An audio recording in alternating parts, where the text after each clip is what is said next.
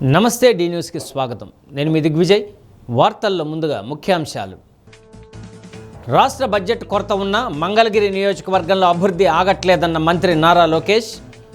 రెండవ రోజు పేదలకు పట్టాలు పంపిణీ కొనసాగింపు. ప్రజా సమస్యల పరిష్కారమే ప్రజా దర్బార్ లక్ష్యమన్న MLA Damacharla Janardhan. Cine hero Balayya Babu త్వరగా కోలుకోవాలని ఆకాంక్ష.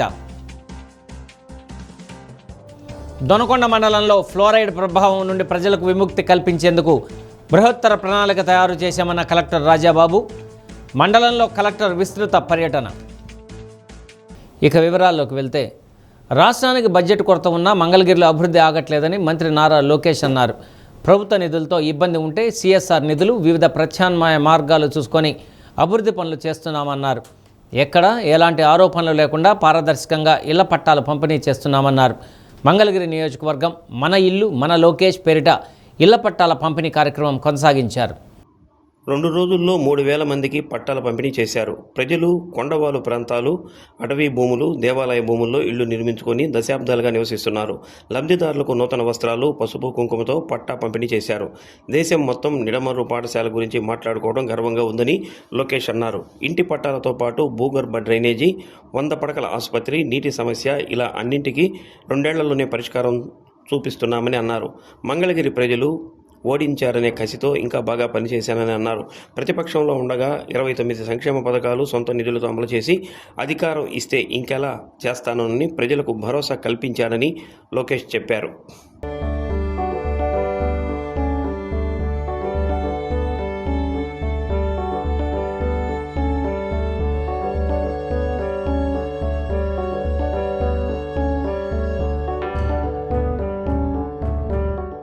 నాకు సొంత అక్క చెల్లెలు లేరు,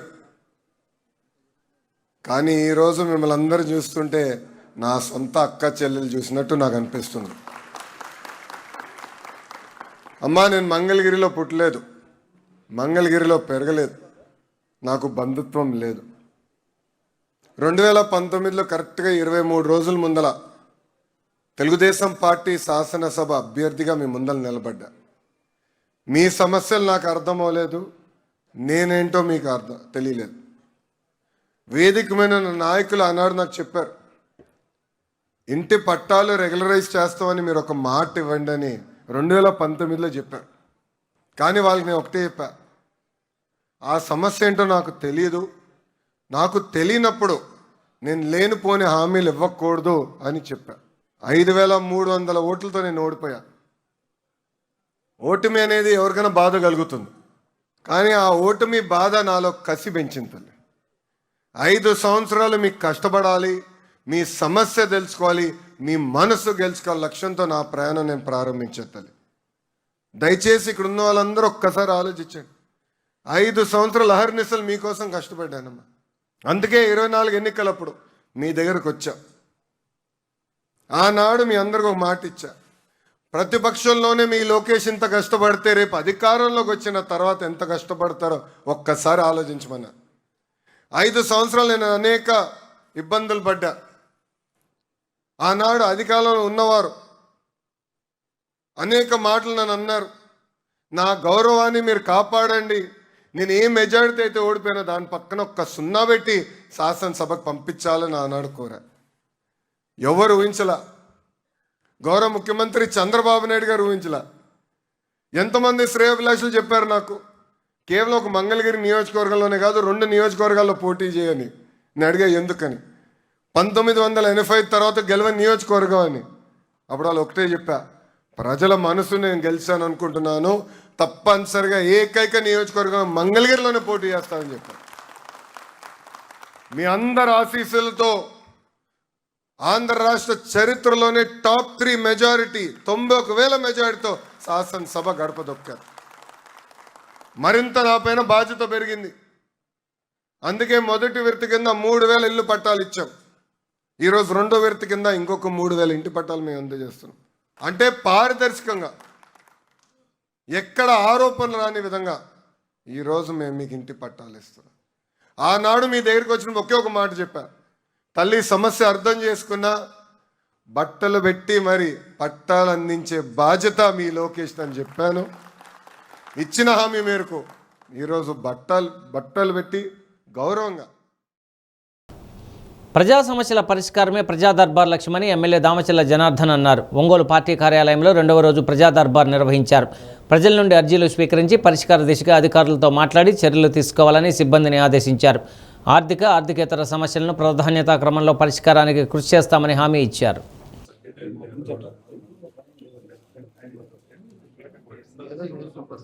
ప్రిన్సిపాల్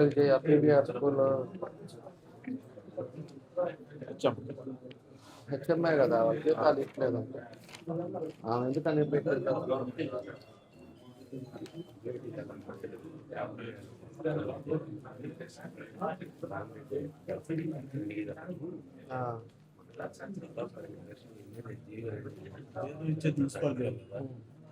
పేరు మీద మార్కెట్ ట్రేడర్ తీసుకున్నాడు. ఇప్పుడు చేశారు ఇదేమి ఇట్లా 20 లక్షలు లక్ష్యం అని 18 ఎకరాలు ఇబ్బంది పడుతుంది. ఇల్లు కంప్లైంట్ తాలూకా నేనుండే అది కూడా తాలూకా కింద ఇది కూడా అయింది. ఇప్పుడు ఒకసారిగా ఎన్నిసార్లు చేస్తాం ఇప్పుడు మాట్లాడుతున్నాం. ఎంహెచ్ఓ గారు మీకు వాట్సాప్ పెట్టాను. లక్ష్మి అని చెప్పేసి కాల్ సెంటర్లో అటెండ్ దగ్గర చేస్తున్నాం. మీ చేరుకున్న చెప్పండి. మీ వర్క్ ప్రిన్సిపల్ వర్క్ అన్ని స్కూల్లో పనిచేస్తుంది. ఇది నేనే పంపించాను. చూసి చెప్పండి.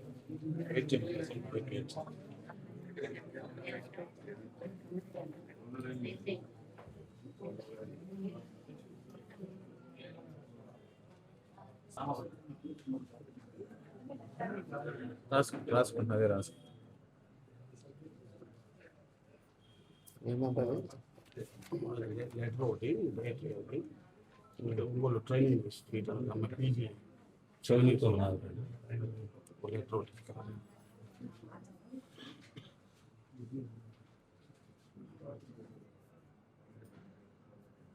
ఏం కావాలి వెహికల్ ఉంది. చెప్పేసాను ఇస్తామన్నాడు. ఇస్తానంటే డీగా ఎస్సీతో కూడా చెప్పారు. మరి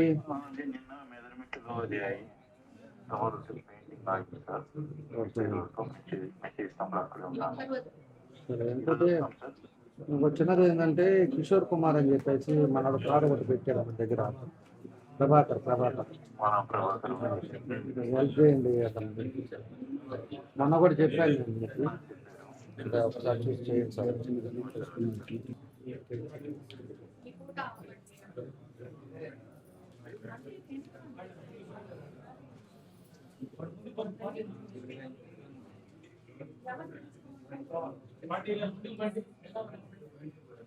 ఎపిడమియాలజీ పోస్టులకి ఏమండి వాకింగ్ ఇంటర్వ్యూ జరిగింది సార్. ఎపిడమియాలజిస్ట్ పోస్టులకి 13 పోస్టులు కానీ 21 మంది అప్పేర్ 11 పోస్టులు ఫిల్అప్ చేశారు. మిగిలిన నాన్ జాయినింగ్ ఉన్నాయి సార్. ఎవరు తీసారు? ఏపీ రిక్రూట్మెంట్ బోర్డు సెక్రటరీ గారని గ్రూప్ ఉన్న పోస్టులు కూడా అప్లై చేశారు సార్. వీటిలో కూడా ఒకసారి కనుక్కోండి. ఒకసారి రవీంద్ర పత్రికా స్వేచ్ఛ ఎంత ముఖ్యమో మీడియా బాధ్యత కూడా అంతే ముఖ్యమని ఢిల్లీ హైకోర్టు స్పష్టం చేసింది.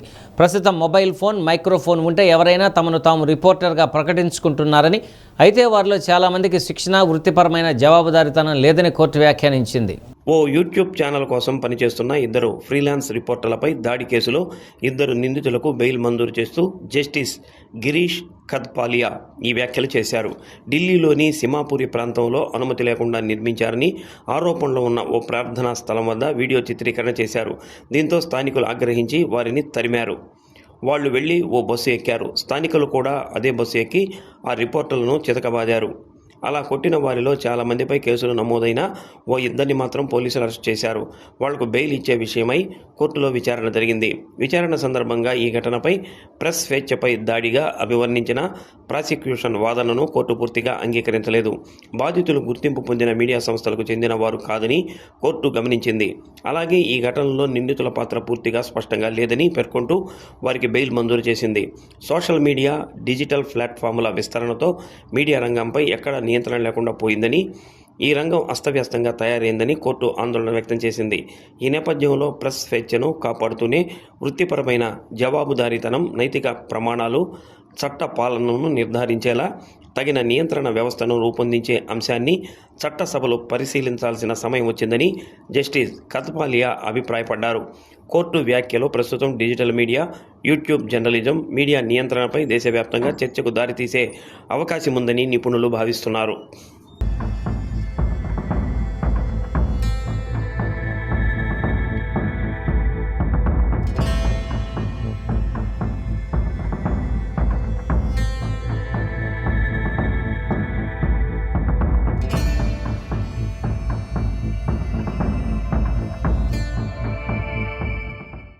తెలంగాణ రెడ్కో డిఈ ముత్యం వెంకటరమణ నివాసంలో ఏసీబీ సోదాలు కొనసాగుతున్నాయి. ఆదాయానికి మించి ఆస్తులు ఉన్నాయనే ఆరోపణల నేపథ్యంలో అధికారులు తనిఖీలు చేపట్టారు.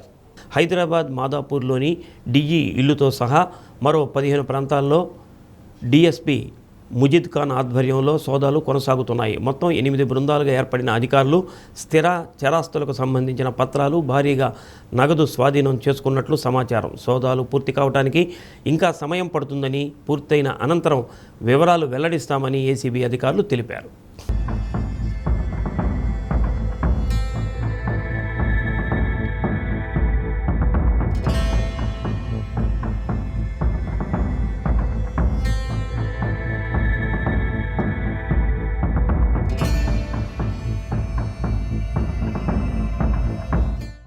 దొనకొండ మండలంలో భూగర్భ జలాలు అడుగంటిపోవడంతో పాటు ఫ్లోరైడ్ ప్రభావం నుండి ప్రజలకు విముక్తి కల్పించేందుకు ఒక బృహత్తర ప్రణాళిక ప్రభుత్వానికి నివేదించనున్నట్లు కలెక్టర్ రాజాబాబు తెలిపారు.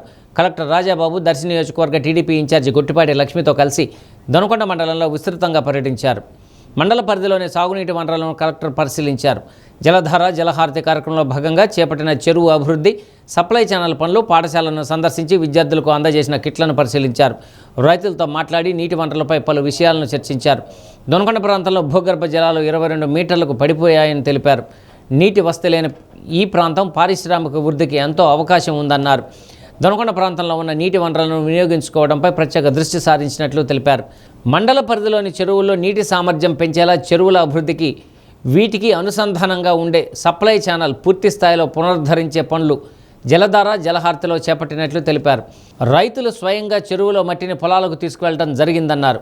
వర్షాకాలానికి మండల పరిధిలోని 40 చెరువులను పూర్తి స్థాయిలో నీటితో నింపేందుకు శాశ్వత ప్రాతిపదికన లిఫ్ట్ ఇరిగేషన్ పథకం ఏర్పాటు చేయనున్నట్లు తెలిపారు. గుండ్లకమ్మ నదిపై చెక్ డ్యాం కట్టి లిఫ్ట్ ఇరిగేషన్ ద్వారా నీటిని చెరువులకు చేరేలా ప్రతిపాదనలు తయారు చేసి ప్రభుత్వానికి నివేదించనున్నట్లు తెలిపారు. ఈ పథకం వస్తే భూగర్భ జలాలు 6 మీటర్లకు చేరుకోవడంతో పాటు ఈ ప్రాంతంలో తాగు, సాగునీటికి ఇబ్బందులు తొలగిపోతాయన్నారు. పారిశ్రామిక అవసరాలకు నీటి కొరత తీరుతుందన్నారు. డోమాపీడి Joseph Kumar, APD Ravikumar, irrigation SE Varalakshmi అధికారులు పాల్గొన్నారు. దొనకొండ మండలాన్ని విజిట్ చేయడం జరిగింది. దీని యొక్క ముఖ్య ఉద్దేశం ఏంటంటే, దొనకొండ ఎక్కువ శాతం వాటర్ స్ట్రెస్ ఉన్నటువంటి ఏరియా, డ్రాట్ ఉన్నటువంటి ఏరియా. దాంతోపాటు ఇక్కడ కూడా కొన్ని ఏరియాస్ అన్నీ కూడా మనకి ఈ ఫ్లోరైడ్ కూడా ఉన్న ఎఫెక్ట్ అయిన ఏరియా ఉంది. తర్వాత దీని గ్రౌండ్ వాటర్ డెప్త్ వచ్చేటప్పటికి ఆల్మోస్ట్ 22 మీటర్స్ డెప్త్ ఉన్నటువంటి ఏరియా. వాటర్ సోర్స్ చాలా తక్కువ ఉన్నటువంటి ఏరియా, కానీ హయ్యెస్ట్ పొటెన్షియల్ ఇండస్ట్రియల్ గ్రోత్కి హయ్యెస్ట్ పొటెన్షియల్ ఉన్నటువంటి ఏరియా కూడా ఇదే. వాటర్ లేనిదే మనకు అటు పంటలు కానీ అటు తర్వాత ఇండస్ట్రీస్ కూడా రావడం అనేది చాలా కష్టమవుతుంది. పంటలు పండించడానికి కూడా కష్టమవుతుంది. అందుచేత ఇక్కడ ఉన్న వాటర్ రిసోర్సెస్ ఏమున్నాయి, ఆ వాటర్ రిసోర్సెస్ని మనము ఎట్లాగా ఉపయోగించుకోవచ్చు. అదేవిధంగా ఇక్కడ ఏ ట్యాంక్స్ ఏవైతే ఉన్నాయో ట్యాంక్స్ అన్నిటిలోనూ కూడా వాటర్ ఇంటేక్ కెపాసిటీని ఎట్లా పెంచవచ్చు, అదేవిధంగా ఈ ఈ ట్యాంక్స్ అన్నిటిని కూడా ఫీడర్ ఛానల్స్ ఏమేమి ఉన్నాయి వాటన్నిటిని కూడా ఎట్లా కలపాలి అనే ఉద్దేశంతో లాస్ట్ ఒక 3-4 మంత్స్ నుంచి కూడా మనం దీని మీద కంప్లీట్ ఒక ప్లాన్ అనేది చేయడం జరిగింది.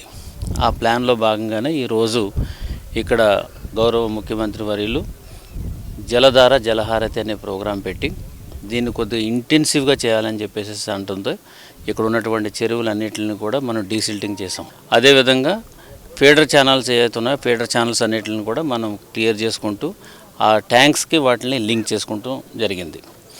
సో ఇక్కడైతే ఇప్పుడు ఉన్నటువంటి ఈ ట్యాంక్ రుద్ర సముద్రం ఉన్నట్టు ట్యాంక్లో అయితే మాత్రం సుమారు 1,20,000 క్యూబిక్ మీటర్స్ వరకు కూడా రైతులే వాళ్ళు స్వయంగా తీసుకెళ్ళి వాళ్ళ పొలాల్లో చేసుకోవడం జరిగింది. దీని ద్వారా మనకు ఉపయోగం ఏంటంటే ఈ సారవంతమైనటువంటి ఈ సిల్ట్ ఏదైతే ఉందో అదంతా కూడా పొలంలో పనిచేస్తుంది.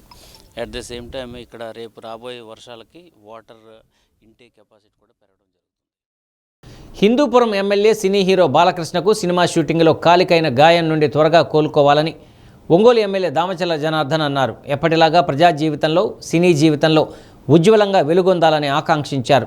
బసవతారకం ఇండో అమెరికన్ క్యాన్సర్ ఆసుపత్రి ద్వారా ఎంతోమంది పేదలకు వైద్య సేవలు అందించడంతో పాటు హిందూపురం హ్యాట్రిక్ ఎమ్మెల్యేగా ప్రజా జీవితంలోనూ తనదైన ముద్రతో ప్రజల్లో గుండెల్లో గొప్ప స్థానం పొందారని కొనియాడారు. 67 ఏళ్ల వయసులోనూ డూప్ లేకుండా పోరాట సన్నివేశాల్లో ఎంతో సాహసంతో పాల్గొన్న బాలయ్య గాయపడటం బాధాకరమన్నారు. ఆయన వీలైనంత త్వరగా కోలుకోవాలని భగవంతుడిని ప్రార్థిస్తున్నానన్నారు. సీనియర్ నాయకులు అదేవిధంగా నటసింహం నందమూరి బాలకృష్ణ గారు నిన్న షూటింగ్లో మోకాళ్ళు ఏదో ఇబ్బంది వచ్చిందని చెప్పేసి తెలిసింది. దానికి కూడా మెసేజ్ కూడా పెట్టాము బాలకృష్ణ గారికి, ఆయన కోలుకోవాలని చెప్పేసి. అదేవిధంగా ఆ భగవంతుడి ఆశీస్సులతో తొందరలోనే మళ్ళా రావాలని చెప్పేసి కూడా మెసేజ్ కూడా పెట్టాను. మీ ద్వారా కూడా తెలియజేస్తున్నా, బాలకృష్ణ గారు ఎప్పుడు కూడా పార్టీకి కానీ ఒక క్రమశిక్షణ, అదేవిధంగా రాజకీయాల్లో ఉన్న ఒక క్రమశిక్షణగా ఉన్నాడు. అదేవిధంగా సినీ రంగంలో కూడా ఆయనకంటూ ఒక వాళ్ళ నాన్నగారి మాదిరి ఒక మంచి ఇమేజ్ సంపాదించుకొని ఒక డిసిప్లిన్ మేనర్లో ఉన్న వ్యక్తి. అలాంటిది చిన్న పొరపాటు జరిగింది కాబట్టి ఆయన్ని తొందరగా కోలుకోవాలని ఆ భగవంతుని కూడా కోరుకుంటూ తొందరగా రావాలని కోరుకుంటా ఉన్నాను. కేజీ నుండి పీజీ వరకు విద్యార్థుల సమస్యలను పరిష్కరించాలని కోరుతూ ఈ నెల 24వ తేదీ దేశవ్యాప్తంగా జరగనున్న విద్యాసంస్థల బంద్ జయప్రదం చేయాలని విద్యార్థి సంఘాల నాయకులు పిలుపునిచ్చారు. ఒంగోలు ఎల్బీజీ భవన్లో ఏర్పాటు చేసిన మీడియా సమావేశంలో ఎస్ఎఫ్ఐ జిల్లా నాయకుడు సిహెచ్ వినోద్, పీడీఎస్యు రాష్ట్ర ఉపాధ్యక్షులు ఎల్ రాజశేఖర్ వివరాలు వెల్లడించారు. విద్యార్థి సంఘాలు, ప్రజా సంఘాలు, కార్మిక సంఘాలు ఐక్యంగా బంద్కు పిలుపునివ్వడం జరిగిందన్నారు. ఎస్ఎఫ్ఐ జిల్లా అధ్యక్షుడు దేవా, కార్యదర్శి బండి వీరస్వామి పాల్గొన్నారు. కేంద్ర విద్యాశాఖ మంత్రి తక్షణ రాజీనామా చేయాలని చెప్పేసి ప్రతిపక్ష నేత రాహుల్ గాంధీ గారు పీఎం ముందు ధర్నా చేస్తే ఆయన కూడా ఈడ్చిపడేసిన అరెస్ట్ చేసిన పరిస్థితి మనకు కనిపిస్తూ ఉంది. ఇంత దుర్మార్గమైన ఎమర్జెన్సీ అప్పుడు మనం 1947 ముందు బ్రిటిష్ వారి కాలంలో కూడా ఇంతకు మించి జరగల. కాబట్టి దీనికి ప్రధాని నరేంద్ర మోడీ బాధ్యత వహిస్తూ అట్లనే ఇవాళ మన మిత్రులు చెప్పినట్టు పార్లమెంట్లో చర్చ జరగాల. ఇవాళ పేపర్ లీక్ జరుగుతూ ఉంది. దేశవ్యాప్తంగా నూతన జాతీయ విద్యా విధానం అమలులోకి వచ్చిన తర్వాత మొత్తం విద్యారంగమే భ్రష్టుపట్టిపోయింది. మరి ప్రభుత్వ విద్యను కాపాడాలని చెప్పేసి ఇవాళ విద్యార్థులు అడుగుతూ ఉంది. దీనికి సంబంధించి సమాధానం చెప్పకుండా విద్యార్థులను లాఠీచార్జ్ చేయడం చాలా దుర్మార్గం. దీన్ని ఖండిస్తూ భారతదేశ వ్యాప్తంగా కేజీ నుంచి పీజీ వరకు విద్యా సంస్థల బంద్కి లెఫ్ట్ విద్యార్థి సంఘాలతో పాటుగా మిగిలిన వామపక్ష విద్యార్థి సంఘాలు, ప్రజా సంఘాలు, మహిళా సంఘాలు అన్ని కూడా బంద్ను పిలిపించి ప్రకాశం జిల్లాలో కూడా ఈ యొక్క బంద్ని జయప్రదం చేయాలని చెప్పేసి అన్ని రకాల విద్యా సంస్థలకి, విద్యార్థి తల్లిదండ్రులకి పీడీఎస్యు, ఎస్ఎఫ్ఐ సంఘాలు విజ్ఞప్తి చేస్తూ ఉన్నాయి. జూలై 24వ తేదీన దేశవ్యాప్తంగా కేజీ నుంచి పీజీ వరకు విద్యా సంస్థల బంద్కి ఎస్ఎఫ్ఐ, ఏఐఎస్ఎఫ్, పీడీఎస్యు అట్లానే ఇతర విద్యార్థి యువజన సంఘాలు, వాటితో పాటు ప్రజా సంఘాలు, కార్మిక సంఘాలు అన్నీ కలిపి విద్యా సంస్థల బంద్కి పిలుపునివ్వడం జరిగింది.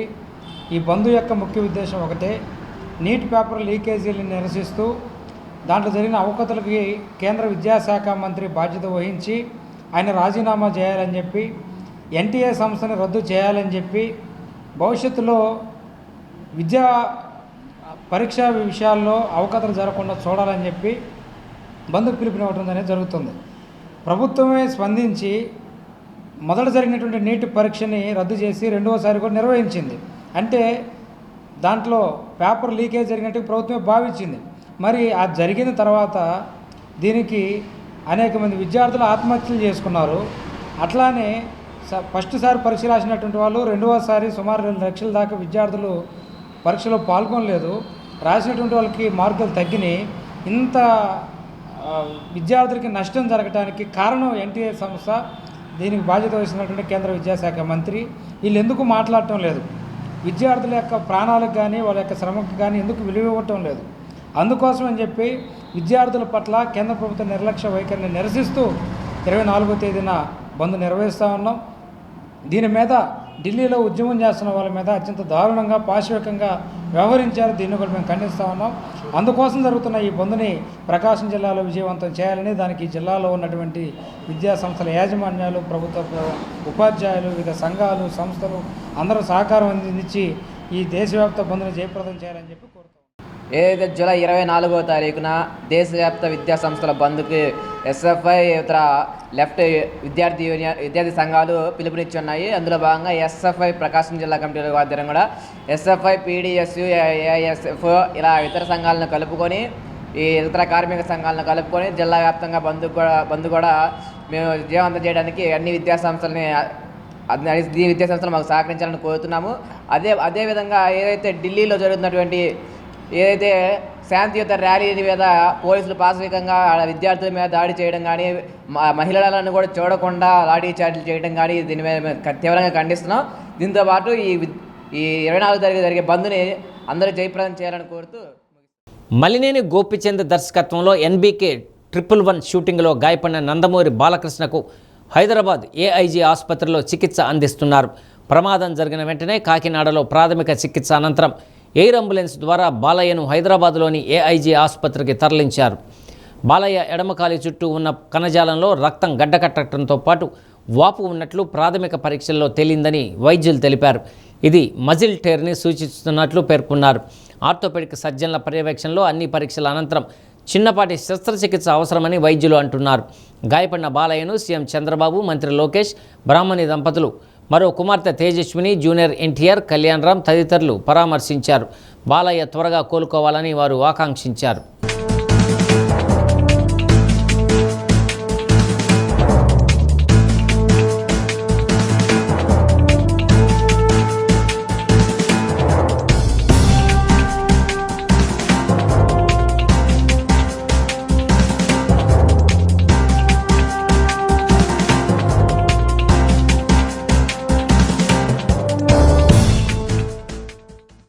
భారతదేశానికి విఘాతం కలిగించే విధంగా అమెరికాతో వాణిజ్య ఒప్పందాలు కుదుర్చుకోవద్దని కోరుతూ సంయుక్త కిసాన్ మోర్చా జిల్లా శాఖ ఆధ్వర్యంలో కలెక్టరేట్ వద్ద ధర్నా నిర్వహించారు.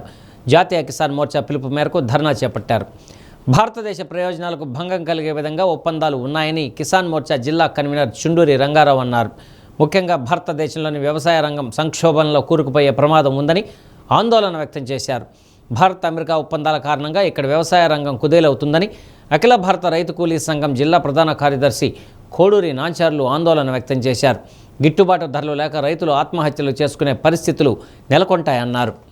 ఈ సంతకాలు చేసి ఈ అసమాన ఒప్పందాన్ని అంగీకరిస్తే భారతదేశపు వ్యవసాయ రంగము సంక్షోభంలో కూరుకుపోయి దివాళా తీసే పరిస్థితులు ఎదురవుతాయి. భారతదేశపు పంటలకి గిరాకీ లేకుండా పోయేటటువంటి ఏర్పాటు చేయటం కాదా? వారి ఉత్పత్తుల మీద మనమేమి సుంకం విధించడానికి వీల్లేదు. మరి మన వ్యవసాయ ఉత్పత్తుల మీద 18% ఎందుకు విధించాలా? దీనికి భారత ప్రభుత్వం ఎందుకు ఒప్పుకోవాలి? ఎందుకు ఈ ప్రకారమైనటువంటి కాళ్ల బేరం వ్యవహారాన్ని భారత ప్రభుత్వం మోడీ ఆజ్ఞలతో ఆమోదించడం జరగాలని మేము ప్రశ్నిస్తూ ఉన్నాం. భారతదేశంలో మొక్కజొన్న పంటకు కానీ, శనగ పంటలకు కానీ, పొగాకు కానీ, ప్రత్తికి కానీ దేనికి కూడా గిట్టుబాటు ధరలు వచ్చే పరిస్థితి ఉండదు. అలాగే పాల ఉత్పత్తులు తయారు చేసేటటువంటి పాడి రైతుల సంఖ్య దాదాపు 9 కోట్లుగా ఉంది. ఈ 9 కోట్ల మంది పాడి రైతులు ఇక ఏం చేసి బ్రతకాలనో తెలియనటువంటి దుస్థితి ఎదుర్కొనేటటువంటి పరిస్థితి. పంటలు పండించే రైతులు 9 కోట్ల కుటుంబాల పాడి రైతులు మొత్తం వెరసి 20 కోట్ల కుటుంబాల యొక్క జీవనోపాధికి తీవ్రమైనటువంటి భంగం కలిగి వీళ్ళు తీవ్రమైనటువంటి అప్పుల ఊబిలో కూరుకుపోయే ప్రమాదాన్ని తొలగించాలి అంటే ఎల్లుండి భారతదేశం అమెరికాతో సంతకాలు చేయకుండా ఉండాలనేదే మా ప్రగాఢమైనటువంటి డిమాండ్. అందుకోసమే ఈ నిరసన ప్రదర్శన. గతంలో పత్తి రైతులు ఆత్మహత్యలు చేసుకున్నారు. ఎంకొల్లు, పొంగులూరు లాంటి ప్రాంతాల్లో తెల్లదోమ పత్తికి సోకి మొత్తము పత్తి గుబ్బలన్నీ కూడా డొల్లలు చేసేసినాయి. అట్లా ఆ పత్తి పురుగులు చంపడానికి మరి పురుగు మందులు తెస్తే అవి కల్తీ మందులుగా మరి మిగిలిపోయినాయి.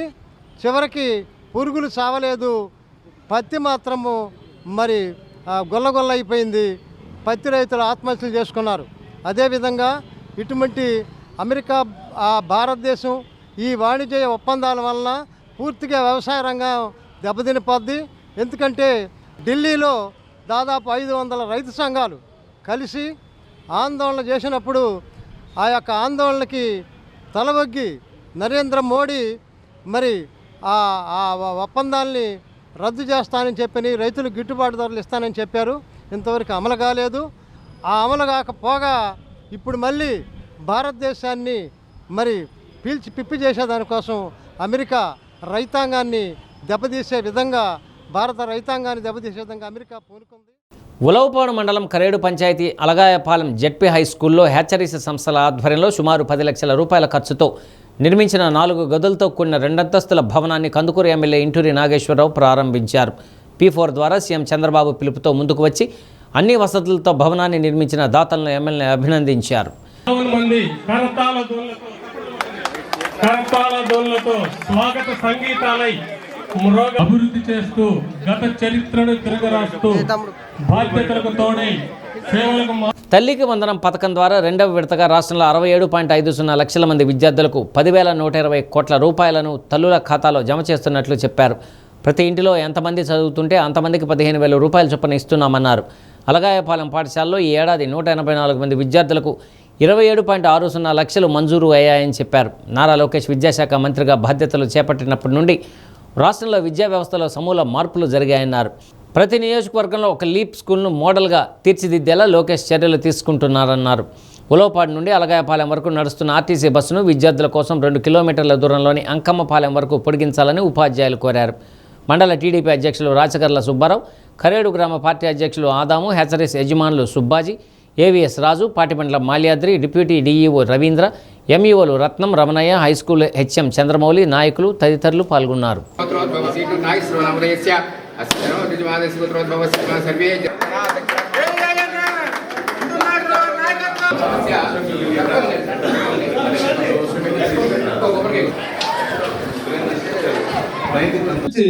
మన రాజుగారు అడిగినట్టుగా మేము పూర్తిగా భరోసా ఇస్తున్నాం. కాబట్టి మా దగ్గర ఏదైనా లోపం ఉంటే ఎల్లవేళలా మీరు రావచ్చు, మమ్మల్ని అడగచ్చు. ఇంటూరు నాగేశ్వరరావు గారికి స్వాగతం పలుకుతున్నాం సార్ ప్రత్యేకంగా. ఇంకా మా పాఠశాలకి ఇప్పుడు 10 తరగతులు ఉన్నాయి సార్. ఆపి వేయకుండా జర్పనే షీట్కి ఆర్డర్ ఇచ్చి తెప్పించి దాన్ని వేసి పెట్టారు సార్. మీకు మనస్ఫూర్తిగా అభినందనలు సార్. ఎందుకంటే ఆ సమస్య పట్ల స్పందించే. ట్రైనీ ఐపీఎస్ ఉదయ్ కృష్ణారెడ్డి కేసులో కీలక విషయాలు వెలుగు చూస్తున్నాయి. సూసైడ్ నోట్లో ఉదయ్ కృష్ణారెడ్డి మహిళా ట్రైనీ ఐపీఎస్తో ఏడాదికి పైగా రిలేషన్లో ఉన్నట్లు, గత మే నెలలో ఆమెకు వివాహం అయిన తర్వాత కూడా రిలేషన్ కొనసాగినట్లు రాసినట్లు సమాచారం. ఈ నేపథ్యంలో పరస్పర గొడవలతో తామిద్దరం ఉన్న వీడియోలను ఆమె భర్తకు పంపించినట్లు ఈ లేఖలో పేర్కొన్నారని బంధువులు అంటున్నారు. రిలేషన్ కొనసాగించకపోవడంతోనే తనపై అక్రమ కేసులు పెట్టారని ఆరోపించారు. ఆత్మహత్యా యత్నం చేసిన ఉదయ్ కృష్ణారెడ్డి నేడో రేపో హాస్పిటల్ నుండి డిశ్చార్జ్ కానున్న నేపథ్యంలో అచ్చాపూర్ పోలీసులు వేగం పెంచారు. అత్తాపూర్ పోలీస్ స్టేషన్లో నమోదైన ఈ కేసును పోలీసు ఉన్నతాధికారులు ఉమెన్ సేఫ్టీ వింగ్కు బదిలీ చేసిన విషయం తెలిసిందే. ఈ కేసు బదిలీ అనంతరం DCP Lavanya Sardar Vallabhbhai Patel national police అకాడమీకి చేరుకుని దర్యాప్తు ప్రక్రియను ప్రారంభించారు. కేసులో ఫిర్యాదు చేసిన ట్రైనీ ఐపీఎస్ అధికారి వాంగ్మూలాన్ని నమోదు చేయడానికి ఆమె అకాడమీకి వెళ్లారు. అకాడమీలో ఉన్నతాధికారుల సమక్షంలో ట్రైనీ ఐపీఎస్ స్టేట్మెంట్ను రికార్డు చేయనున్నారు.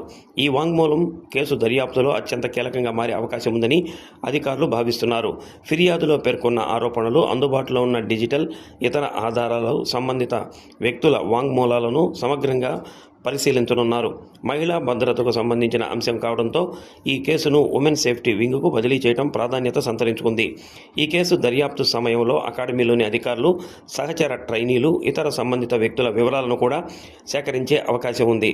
కేసుకు సంబంధించిన అన్ని కోణాలను పరిశీలించి వాస్తవాలను ప్రత్యేక దర్యాప్తు బృందం వెలుగులోకి తీసుకురానుంది. డీసీపీ లావణ్య నాయక్ జాదవ్ స్వయంగా పర్యవేక్షిస్తున్న ఈ విచారణలో ట్రైనీ ఐపీఎస్ అధికారి ఇచ్చే వాంగ్మూలం కీలక ఆధారంగా మారనుంది. ఈ తాజా పరిణామాలతో ఉదయ్ కృష్ణారెడ్డి కేసు దర్యాప్తు మరింత వేగం పుంజుకునే అవకాశం ఉంది.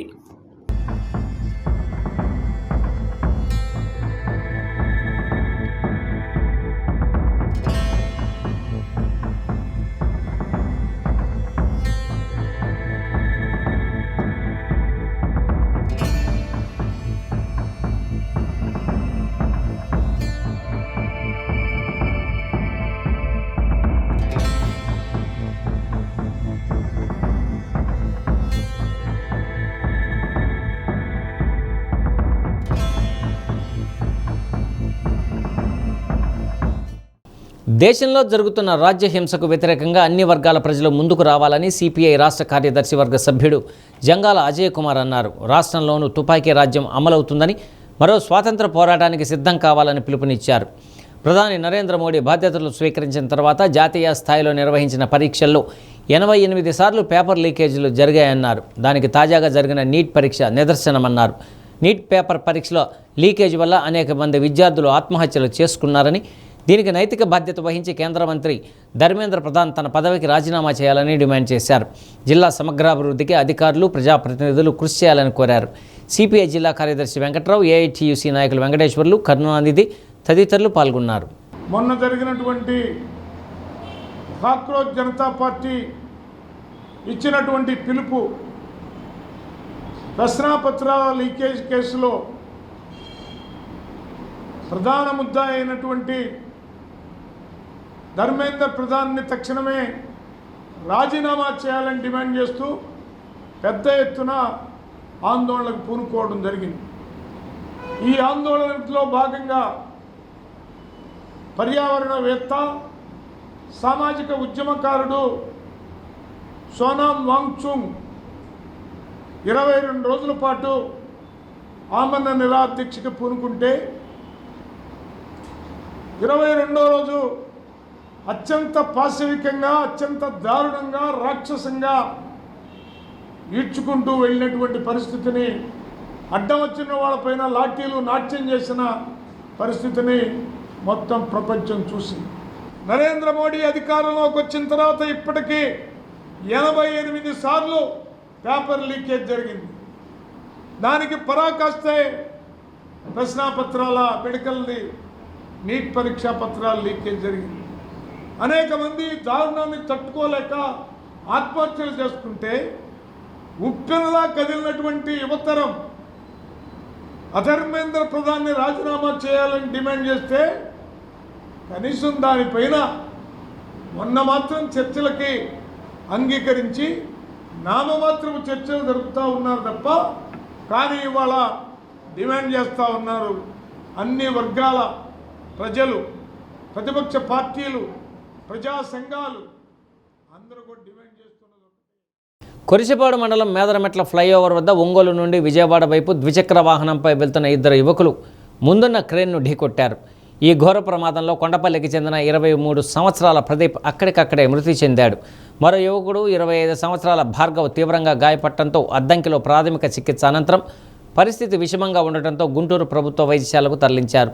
మేదరమెట్ల పోలీసులు కేసు నమోదు చేసి దర్యాప్తు చేస్తున్నారు.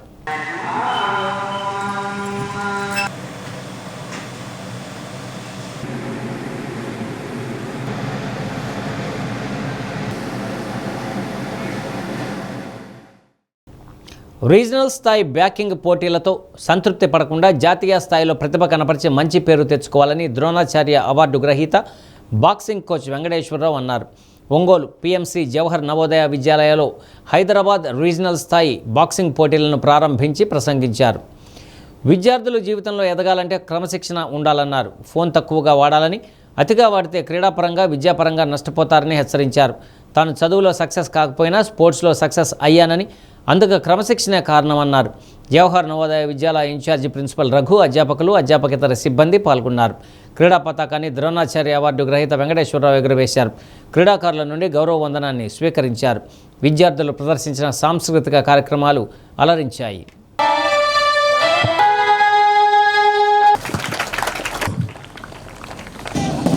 అనుమతి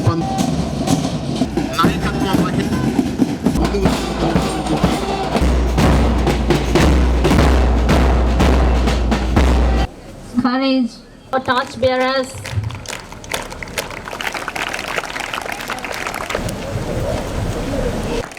May this flame continue.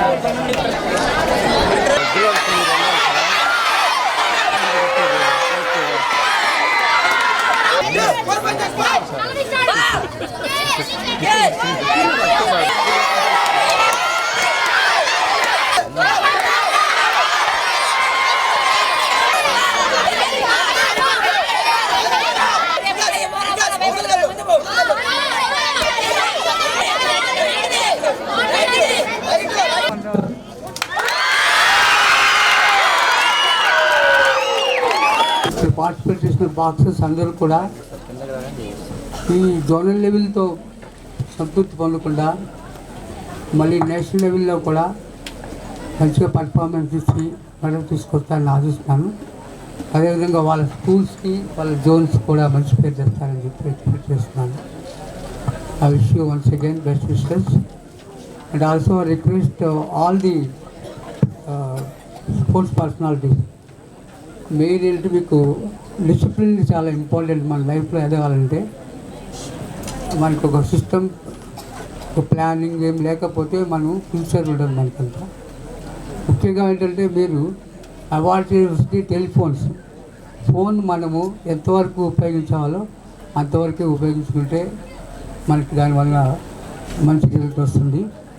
సీరియస్గా డిసిప్లిన్గా ఉండడం వల్ల నాకు ఇవన్నీ దక్కాయి. దీనికి నేను ఎటువంటి డబ్బులు ఖర్చు పెట్టలేదు. ఇవన్నీ కూడా నాకు గవర్నమెంట్ వాళ్ళే అలాట్ చేయడం జరిగింది. 2 years బ్యాక్ నేను ప్యారిస్ కూడా నన్ను టెక్నికల్ ఆఫీసర్గా పంపడం జరిగింది. ఇంకొక విషయం ఏంటంటే నెక్స్ట్ వీక్ జరుగుతున్న స్కాట్లాండ్ జరగబోయేది. Really, we are very lucky to have such an eminent personality with us as our guest today for this inaugural ceremony. It's my pleasure to welcome all the participating students, escorts, Venue Vidyalaya teaching and non-teaching staff members and students. I also invite PTC members and parents, both the print and electronic media personnel, to witness the competition and give coverage of this mega sports event. Boxing is a sport that demands not only physical strength but also mental resilience, strategic thinking and self-control. Every participant here is already a winner for having earned the opportunity to represent their respective Vidyalaya. రాష్ట్ర ప్రభుత్వం తీసుకువచ్చిన GO number 396 document రైటర్ల పొట్టగొట్టే విధంగా ఉందని, దీన్ని వెంటనే రద్దు చేయాలని CPM నాయకులు డిమాండ్ చేశారు. రాష్ట్ర వ్యాప్తంగా డాక్యుమెంట్ రైటర్లు గత 3 రోజులుగా చేపడుతున్న ఆందోళన పోరాటానికి సిపిఎం సంఘీభావాన్ని తెలిపింది. అద్దంకిలో 3వ రోజుకు చేరుకున్న డాక్యుమెంట్ రైటర్ల నిరసన కార్యక్రమంలో సిపిఎం నాయకులు పాల్గొన్నారు. డాక్యుమెంటరీ రైటింగ్ వృత్తిని నమ్ముకుని రాష్ట్ర వ్యాప్తంగా లక్షలాది మంది జీవనం సాగిస్తున్నారని తంగిరాల వెంకటేశ్వర్లు అన్నారు.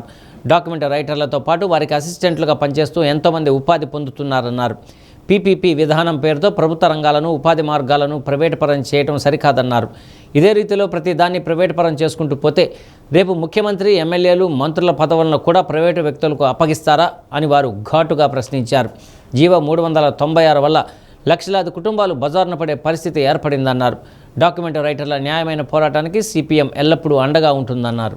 96ను రద్దు చేయాలి. జీవో నెంబర్ 396ను రద్దు చేయాలి. స్టాంప్ రైటర్లు పట్టుకొచ్చేటువంటి 396 జీవోను రద్దు చేయాలి. 396 జీవోను రద్దు చేయాలి. 396 జీవోను నశించాలి. ప్రభుత్వ నిరంకుశ వైఖరి నశించాలి. డాక్యుమెంటరీ రైటర్ల పైన ప్రభుత్వ నిరంకుశ వైఖరి నశించాలి. డాక్యుమెంటరీ రైటర్ల పైన నూతనంగా తీసుకొచ్చిన జీవో నెంబర్ 396 వల్ల రాష్ట్రంలోని లక్షలాది మంది దస్తావేజ్ లేఖర్లు, స్టాంపు వెండర్లు, ఈడీపీ ఆపరేటర్లు, వారి సహాయకులు కలిసి దాదాపు లక్షలాది మంది కుటుంబాలు వీధుల పాల్పడే అవకాశం ఉన్నందున తక్షణమే రాష్ట్ర ప్రభుత్వం జీవో నెంబర్ 396ను రద్దు చేయాలని కోరుతూ రాష్ట్ర ప్రభుత్వం రాష్ట్ర దస్తావేజ్ లేఖర్ల సంక్షేమ సంఘం పిలుపు మేరకు దస్తావేజ్ లేఖర్లందరూ రాష్ట్రం మొత్తం దస్తావేజ్ లేఖలందరూ అన్ని కేంద్రాల్లో 296 కేంద్రాల్లో సబ్ రిజిస్ట్రార్ ఆఫీసుల్లో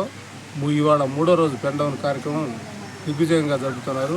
వారందరికీ అద్దంకి సబ్ రిజిస్ట్రార్ ఆఫీస్ పరిధిలో గల ప్రజానీకం యావత్తు వినియోగదారులందరూ సహకరించవలసిందిగా మనం డాక్యుమెంటరీ రైటర్లు ఇది ఉపాధిగా కొంత చేసుకొని వాళ్ళ కింద అసిస్టెంట్లుగా ఉన్నటువంటి రాష్ట్ర వ్యాప్తంగా లక్షలాది మంది దీని ద్వారాగా ఉపాధి పొందుతున్నటువంటి పరిస్థితి.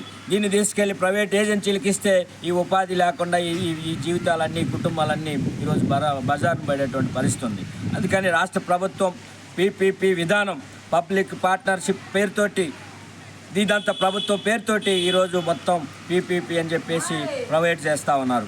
అందుకని మేము చెప్తా ఉన్నాం, పీపీపీ 3 పీలకు పోయి ఇంకొక 4వ పీ కూడా చేర్చి ప్రభుత్వాన్ని కూడా ప్రైవేట్ పరం చేస్తే ఈ ముఖ్యమంత్రి పదవులు, ఎమ్మెల్యే పదవులు, మంత్రి పదవులు కూడా ప్రైవేట్ వ్యక్తులకు ఇచ్చిన తర్వాత ఇచ్చేస్తే పోయింది కదా అని చెప్పేసి మేము అడుగుతా ఉన్నాం. అందుకని మొత్తం ప్రైవేట్ అయిపోయిన తర్వాత ఇంకా ప్రభుత్వం చేయటానికి ఏముందని చెప్పేసి కూడా అడుగుతా ఉన్నాం. అందుకని ఈ ప్రభుత్వ విధానం చాలా దుర్మార్గంగా ఉంది. ఈ డాక్యుమెంట్ రైటర్లకు చేసేటువంటి పోరాటాన్ని మేము బలపరుస్తూ ఉన్నాం. ఈ విధానం ఇది ఇంతటితోటి పోదు.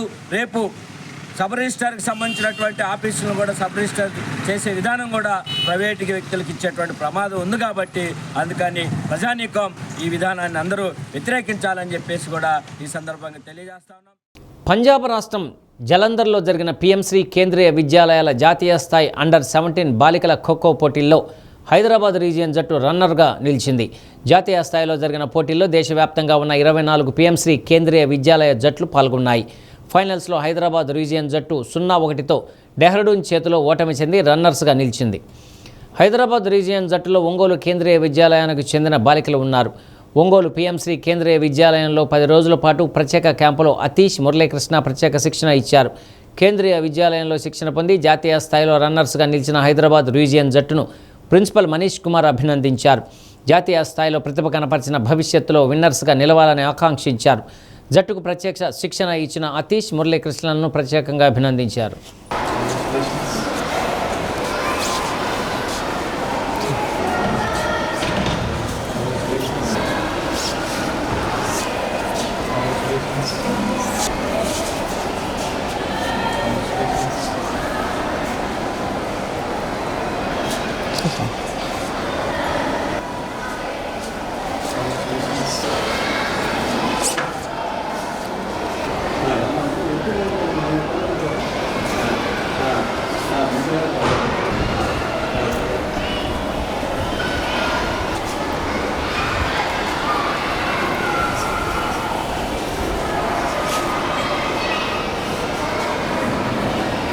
I am the captain of under-17 Kho team, Hyderabad region.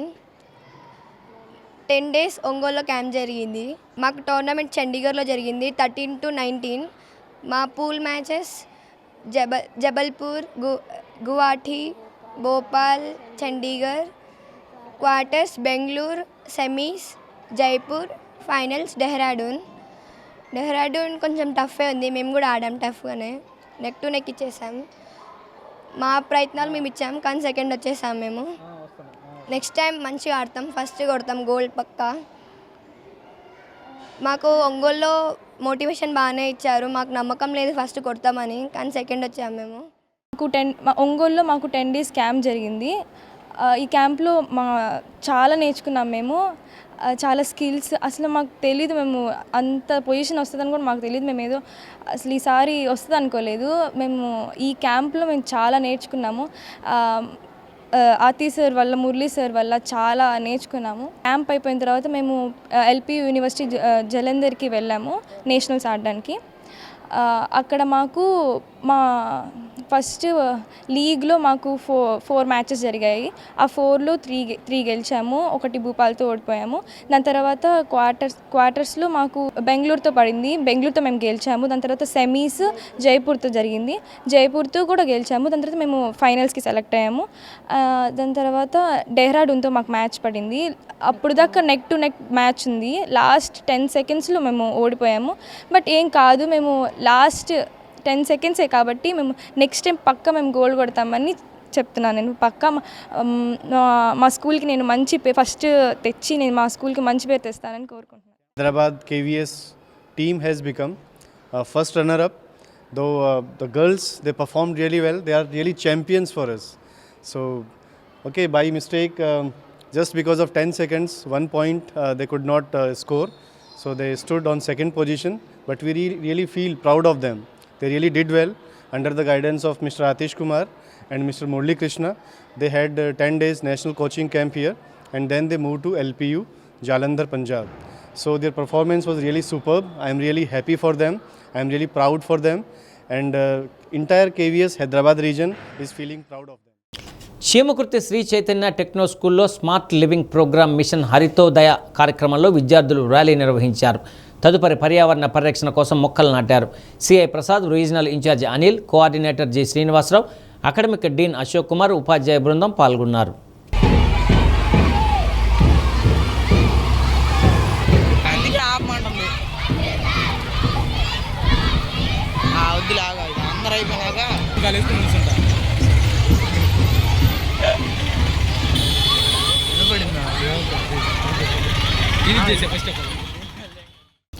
వ్యక్తిగత, కుటుంబ, గ్రామీణ స్థాయిల్లో నిర్దేశించుకున్న లక్ష్యాలను సాధించాలంటే ప్రతి ఒక్కరికి ఒక ఖచ్చితమైన ప్రణాళిక ఉండాలని అద్దంకి ఏపీఎం ప్రసాద్ అన్నారు. కేవలం కలలు కనటమే కాకుండా వాటిని సాకారం చేసుకోవడానికి నిరంతరం కృషి చేయాలన్నారు. ఏ పనిలోనైనా విజయం సాధించాలంటే ఒక పద్ధతి ప్రకారం ముందుకు సాగటం ఎంతో కీలకమన్నారు. శిక్షణ తరగతుల్లో నేర్చుకున్న విషయాలను, వ్యాపార ప్రణాళికలను గ్రామ సంఘాల సభ్యులందరూ గ్రామాల్లో చర్చించుకోవాలని, ఎంఎస్ఓ, ఈసీ సభ్యులకు ఇప్పటికే శిక్షణలు పూర్తయ్యాయని గుర్తు చేసిన ఆయన ఇక్కడ నేర్చుకున్న అంశాలను క్షేత్రస్థాయిలో ఉన్న పొదుపు సంఘాల మహిళలందరికీ తెలియజేయాలని, గ్రామాల్లో మరిన్ని శిక్షణా కార్యక్రమాలు విజయవంతంగా జరిగేలా చూడాలని కోరారు. పలువురు పొదుపు సంఘాల ప్రతినిధులు, సిబ్బంది, మహిళలు పాల్గొన్నారు.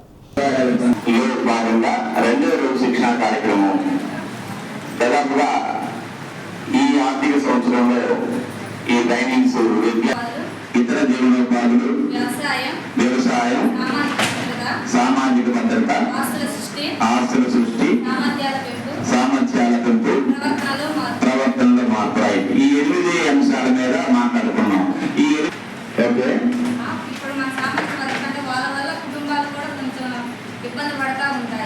ఓకే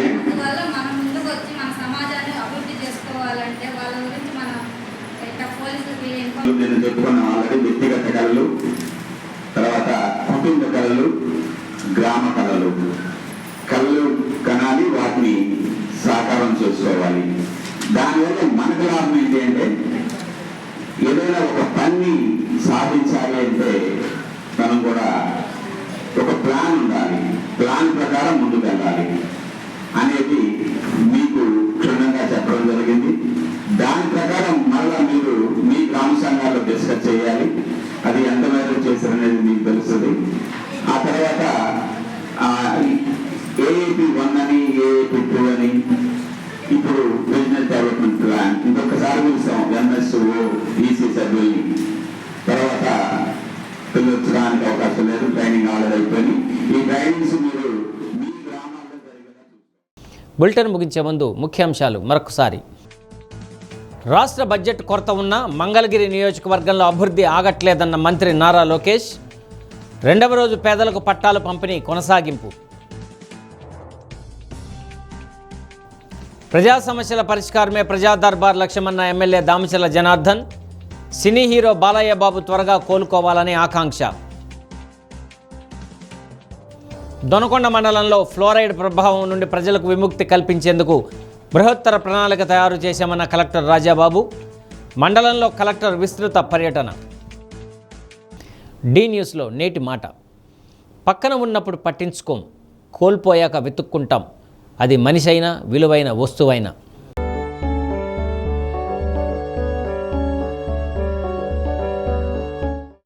డి న్యూస్ ఇంతటితో సమాప్తం.